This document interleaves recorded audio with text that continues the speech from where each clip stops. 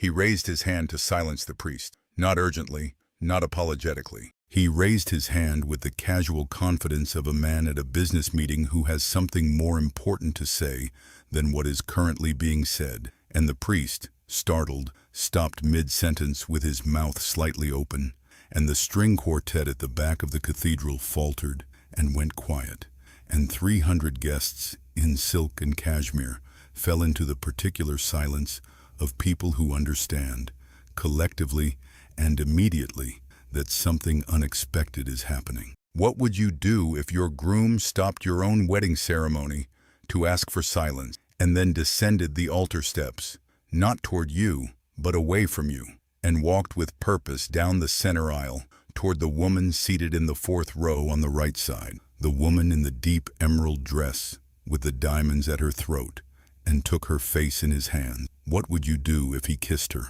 fully, deliberately, in front of 300 witnesses, in front of the priest, in front of you, standing alone at the altar with your white flowers and your ivory gown and your face that you had decided, in the moment his first step away from you, registered in your body, wouldn't show a single thing that could be used against you?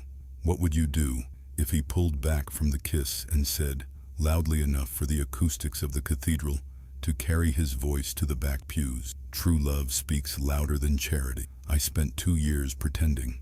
I will not spend the rest of my life doing the same." I did not move. I stood at the altar of St.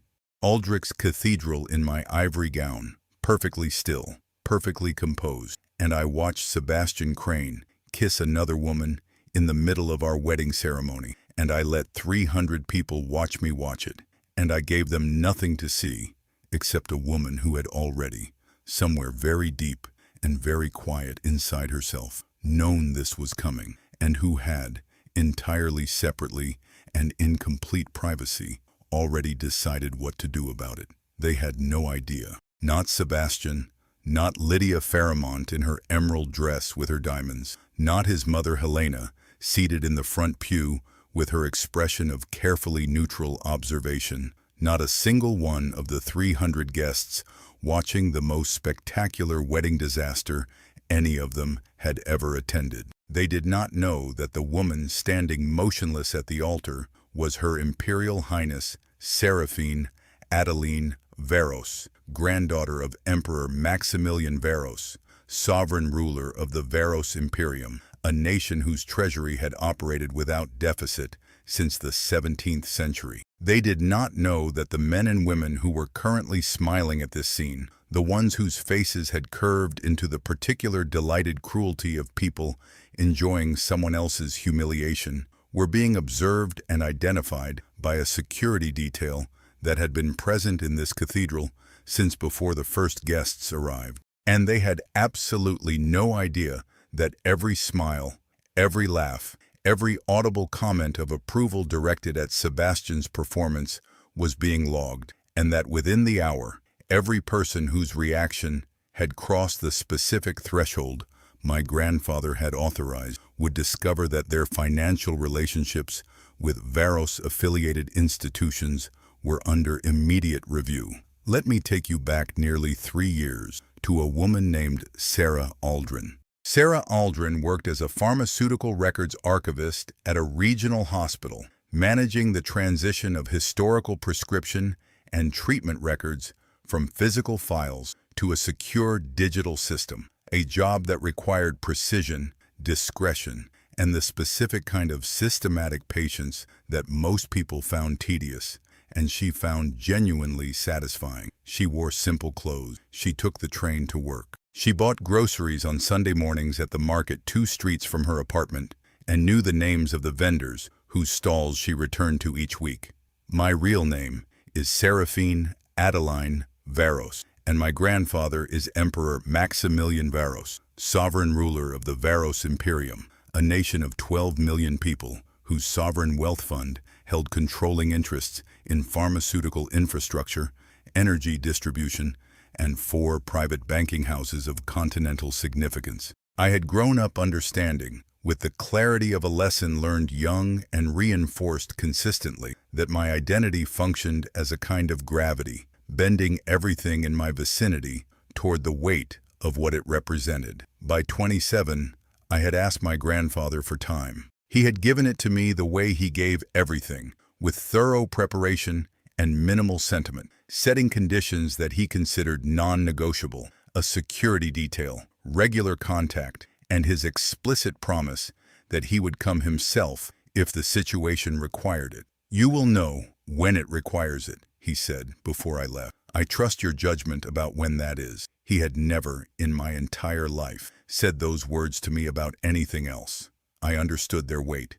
I became Sarah Aldrin. I took the hospital position because the work was real, and the environment was one where genuine competence mattered more than name recognition. I rented the apartment near the market. I learned, with the particular gratitude of someone experiencing something for the first time at 27, what it felt like to move through a city as someone whose presence required no management and whose identity required no protection. I met Sebastian Crane at a hospital charity gala, an annual fundraising event for the pediatric oncology unit that drew a modest crowd of local professionals and their families. He worked in commercial real estate, mid-level, comfortable, but unremarkable in wealth, and he was charming in a way that felt, in those early encounters, unperformed. He asked about my work at the gala with what seemed like genuine curiosity.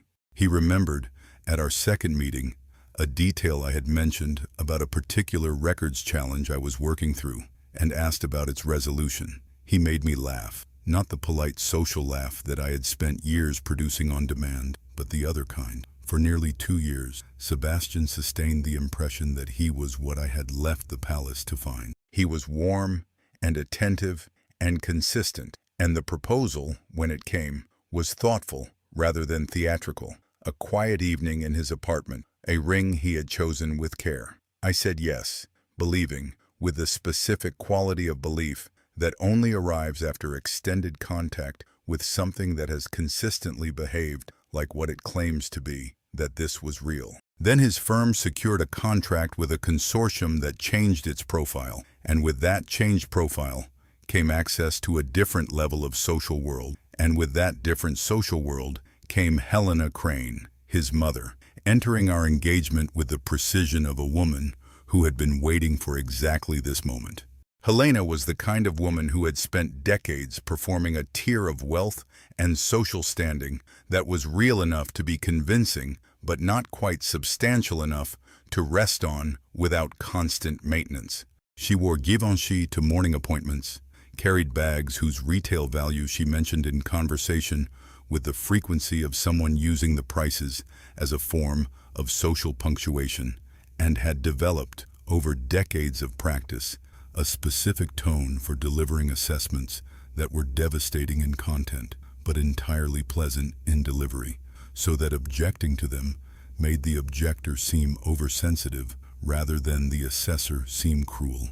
She met me for the first time at a family dinner she organized in her townhouse, looked at my modest earrings and simple dress with an expression of politely contained disappointment, and said within the first 10 minutes, "Sebastian tells me you manage old hospital paperwork. What a stable little career." The word little, delivered in that specific tone, was doing significant work. The cruelty expanded steadily from that first dinner. She introduced me to her friends as Sebastian's hospital girl, a phrase that managed to be simultaneously dismissive and slightly pitying, as though my profession were evidence of limitation rather than choice. She commented on my apartment's unfashionable neighborhood, my practical wardrobe, the absence of any family connection she could find useful or recognize as significant, always in the pleasant, concerned voice that made direct objection impossible, without confirming whatever unflattering assessment she had already made of me. Then came Lydia Fairmont. Lydia was the daughter of the Fairmont Group, a luxury property development family whose portfolio made the consortium Sebastian's firm had just joined look modest by comparison. She was 30, auburn-haired, and entered Sebastian's professional orbit through the consortium's new joint venture with the Fairmont Group's development division. Within 2 months, she was a fixture, always at the right events, always near Sebastian, always received by Helena with the open warmth Helena had never offered me, regardless of how consistently I had tried to earn it. I confronted Sebastian about it once, directly, in the kitchen of the apartment we now shared. He rubbed the back of his neck, the gesture I had come to associate with his reluctance to say things directly, and told me that the Fairmont relationship was professionally critical, that his mother's approval of Lydia was a social asset for the consortium, and that if I could just be patient for another few months while the joint venture terms were being finalized, things would settle down. He said it in the specific language of a man who is managing a situation rather than navigating a relationship, and I recognized the language even as I accepted the answer. I should have left that night. I did not. I decided instead to let it run to its natural conclusion, because I had learned in my former life that the most complete information about a person or situation always reveals itself at the moment they believe there are no consequences for revelation. I was also, quietly and in complete privacy, making other decisions. 4 days before the wedding, I placed a call to my grandfather's private secretary. I described the current situation in the specific factual language we had always used in formal communications, and I made 2 requests. The first was that he be present at the wedding, close enough to act if needed. The second was that he authorize the security detail already present to begin logging the reactions of every guest during the ceremony, and to apply the consequence provisions we had discussed when I first asked for this time away, specifically that any person whose observed behavior constituted active participation in or approval of a public humiliation of the imperial heir would be subject to immediate financial review of their relationships with Varos-affiliated institutions. He authorized both requests without additional discussion. He said, in the encrypted message that came back within an hour, 7 words, "I will be there. Trust your stillness." On the morning of the wedding, I stood in the bridal suite of the hotel where we had booked the reception, and I looked at my reflection in the ivory gown, and I felt, for the first time in nearly 2 years, entirely like myself. Not Sarah Aldrin, not the hospital archivist, not the woman trying to earn a place in a social world that had already decided she did not belong. Myself, Seraphine Adeline Varos, who had left a palace to find something real, who had found instead a very thorough education in what certain kinds of people actually are when they believe there is no cost for showing it. St. Aldrich's Cathedral had been dressed with white lilies and trailing ivy, and the afternoon light came through the stained glass windows in shifting panels of amber and blue that crossed the stone floor in patterns that changed as the sun moved. 300 guests sat in the pews, the collective weight of Sebastian's professional network and Helena's social world, and the significant overlap between them, dressed in the particular way of people who understand that the clothes they wear to an event communicate their understanding of their own importance at that event. I had walked down the aisle on the arm of a family friend, standing in for the grandfather I had told everyone was elderly and unable to travel, and I had reached the altar and turned to face Sebastian, who had been looking, even then, slightly past my shoulder toward the 4th row on the right, and the ceremony had begun. When he raised his hand to silence the priest, I had perhaps 2 seconds of not knowing what was coming, only 2. Then his first step down from the altar told me everything, and by the time he had taken 3 steps toward the 4th row, I had already made the decision to stand exactly where I was and let my face become something carved rather than something felt. I watched him kiss Lydia Fairmont in the 4th pew. I watched 300 guests process what they were seeing. I watched some of them look away in discomfort and some of them lean forward with visible appetite. I noted the ones who smiled. My grandfather's security detail, positioned throughout the cathedral as members of the catering team and facility staff, noted them too. "True love speaks louder than charity," Sebastian said, pulling back from the kiss, his voice carrying easily through the cathedral's excellent acoustics. I have spent 2 years in a relationship that I maintained out of obligation and something I mistook for kindness. I will not stand at this altar and make permanent what was always, in my honest assessment, temporary. Several guests in the middle rows applauded. Not many. Enough. My grandfather's detail logged every face. Helena, in the front pew, did not applaud. She sat with her hands folded and her expression neutral, which was its own kind of participation. The participation of a woman who had known this was coming and had chosen to be present to witness its execution. I stood at the altar for exactly 45 more seconds, long enough for the full landscape of the room to settle, long enough for everyone who intended to show their reaction to have shown it. Then I reached into my bouquet, where a small flat device had been secured since the morning, and pressed the single button it contained.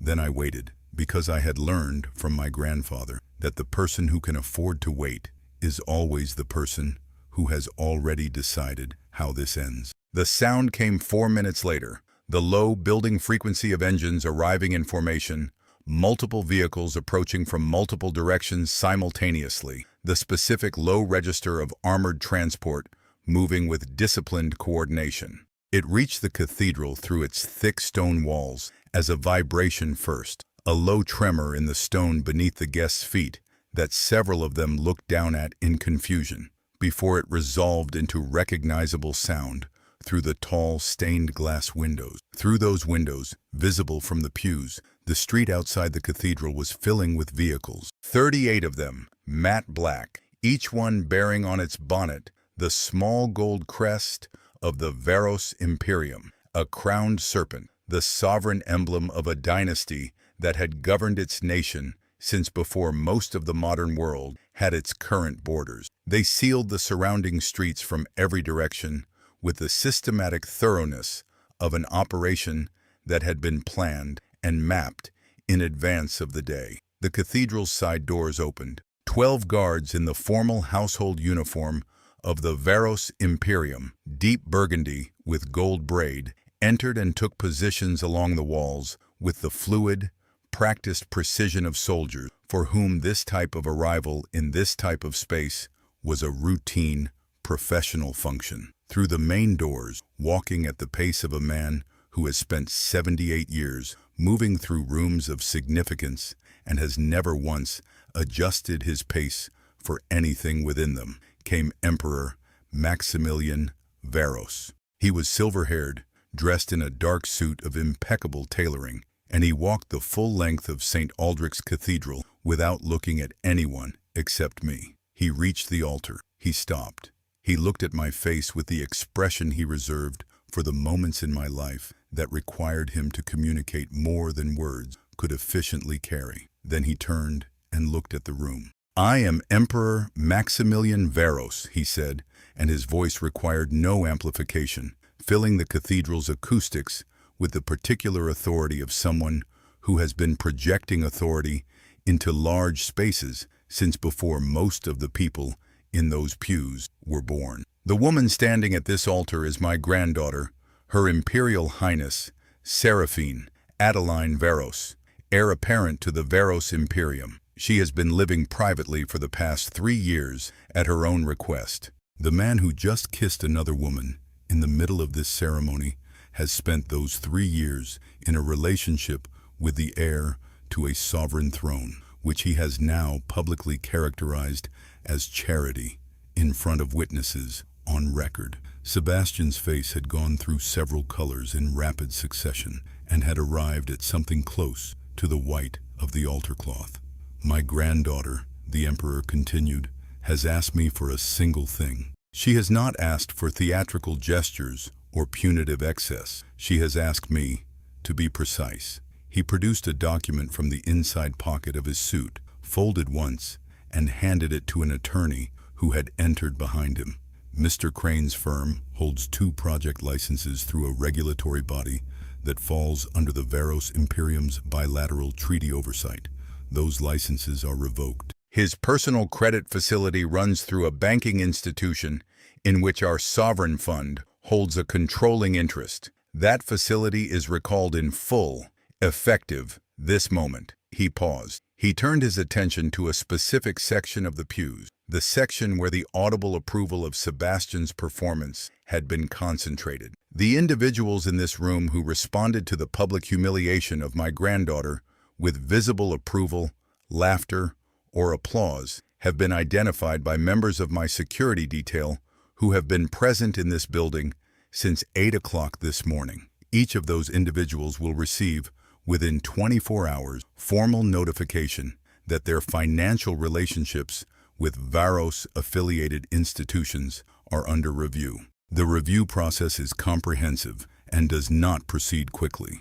I would recommend each of them contact their financial advisors before the close of business today. The section of pews in question went very quiet. The smiles that had been present on those faces 11 minutes ago were entirely gone. The Emperor turned to Helena Crane. Mrs. Crane, your husband's property portfolio carries joint financing through a Varos-affiliated development bank.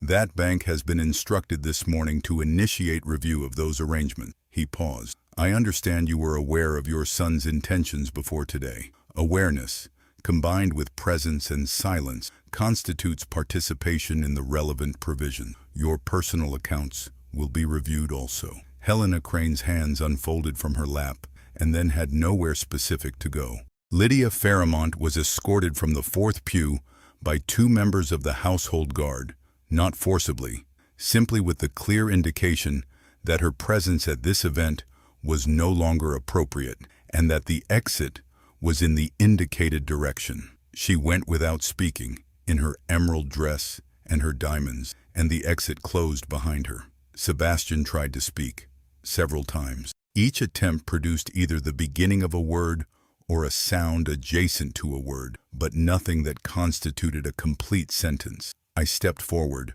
off the altar, and stood in front of him, and I looked at him with the expression of someone who has finished analyzing a situation and is now closing it. You said true love speaks louder than charity, I said. I want you to understand that I was not here out of charity, and what you felt for me was not love. Love does not kiss someone else at an altar and call the person it is abandoning a charitable act. What you felt was convenience, and what I gave you was 2 years of genuine attention that you chose to squander in public. You will spend the next several years understanding the cost of that decision. I turned to my grandfather. I'm ready to go. He offered his arm. I took it, and we walked the length of St. Aldrich's Cathedral together, past 38 armored vehicles visible through the tall windows, past 300 guests who did not make a sound, through the main doors and into the afternoon. In the years that followed, Sebastian Crane's firm did not recover from the revoked licenses, the recalled credit, and the reputational consequences of what had been filmed and circulated by several guests who had not understood, when they pressed record on their phones, what they were actually documenting. The smiling guests whose financial reviews were initiated found that comprehensive reviews of Varos-affiliated relationships were exactly as unhurried as the Emperor had described. Helena Crane's property arrangements took considerably longer to resolve than her advisors had expected, largely because the relevant bank's legal division proved to have extensive patience for thoroughness. And I understood something, sitting in the convoy as we drove away from that cathedral, that I had been moving toward for 3 years without quite arriving. I had left the palace to find out whether I could be loved without being known. What I found was a comprehensive answer to a different question, whether I could identify the people who were incapable of it before the cost became too high. The cost that afternoon had been a cathedral and a dress and an audience of 300 people, which was, in the accounting of my life, a manageable price for a completely unambiguous answer. True power, I understood from the back of an armored vehicle moving through afternoon traffic, does not need to argue with cruelty. It simply waits for cruelty to finish performing itself, and then it acts with the precision of something that was always going to be there, waiting, on the other side of the performance. What did you think of this absolute and devastating reversal? Did Sebastian Crane get exactly what he deserved for kissing his mistress in the middle of his own wedding ceremony? If you loved watching an entire room of smiling, approving onlookers discover that their smiles had been observed and cataloged and would cost them something real, smash that like button. Share this story with everyone who believes that cruelty always has a price, and subscribe to this channel so you never miss another story of karma delivered cold, precise, and completely without exception.